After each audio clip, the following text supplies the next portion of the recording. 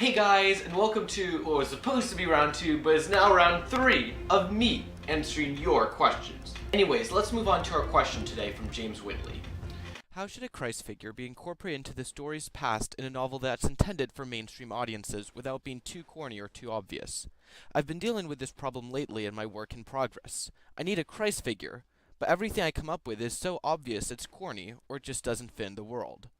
The world I create is a more realistic, gritty, Earth-like universe, where anything more extraordinary or unusual than anything that could happen on Earth, as in magic and supernatural events exist and happen, but not in any way you wouldn't expect to find the Bible, doesn't. Okay, so in a lot of ways, how you answer this specific question is going to be, well, really specific. No, really? So I'm going to answer this question in 2 parts. First, by looking in general on how to handle more Christian or religious themes in your work, and then I'd look how we should apply those general principles to this specific question. So, first off, how do you work these more moral themes into your work? Well, we always need to be careful in writing when we're having more explicitly or Christian themes in our work. I mean, we've all read that book or seen that movie where from page 1, the author's trying to convert us to their point of view and their belief, and never relents throughout the course of the whole story. We don't want our book to look like that. 2 quick rules. 1 simple fix is not to make your characters simple black and white paradigms where if you agree with them, they're perfect people. But if you disagree with them, well, they're just awful human beings. I mean, you need a more mix of grays between them since, people are kind of like that. Another quick fix, don't feel like you need a hammer in your point several times a chapter.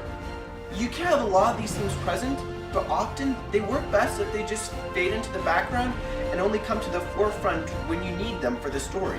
The simple rule, when it's necessary to talk about these themes, don't shy away from them. But when it isn't necessary, look at cutting those appearances in your story. Honestly, this is generally just a good rule of writing, and not just when you're incorporating a religious theme in your work. But let's drop back to the specifics. How do we incorporate a Christ figure into your story without being too corny or too obvious? Let's look at our 2 rules. The first rule doesn't apply, but the second absolutely does. So here's the first question for anyone dealing with this situation. When does this just need to be in the background? And when does it need in the story? One common mistake among writers is to create an awesome backstory, but then feel like they need to reference all of the time in your actual story. You don't need to do that. So use your backstory, but use it wisely. Second, look at how to work the Christ figure into your story in a natural way. Don't just randomly insert him into a conversation. Make that sort of conversation naturally come out of the previous one. There's no easy mathematical rule. Just look at where you talk about him and ask this question. Would a real life person talk about him in this way? Would he ask these kinds of questions? Just because people believe in the Christ figure, that doesn't mean they all talk about him in the same way. I mean, in the real world, 2 different people are going to talk about the same person in 2 really different ways.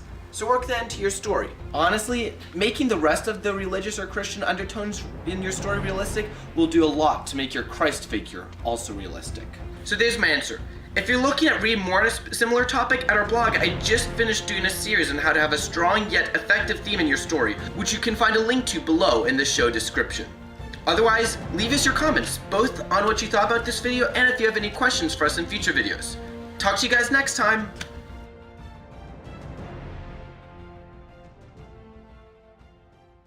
Lens flare, dude, you should use this lens flare. No, I'm not joking. We got this. Wait.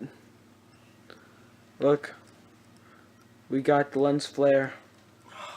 We got lens flare.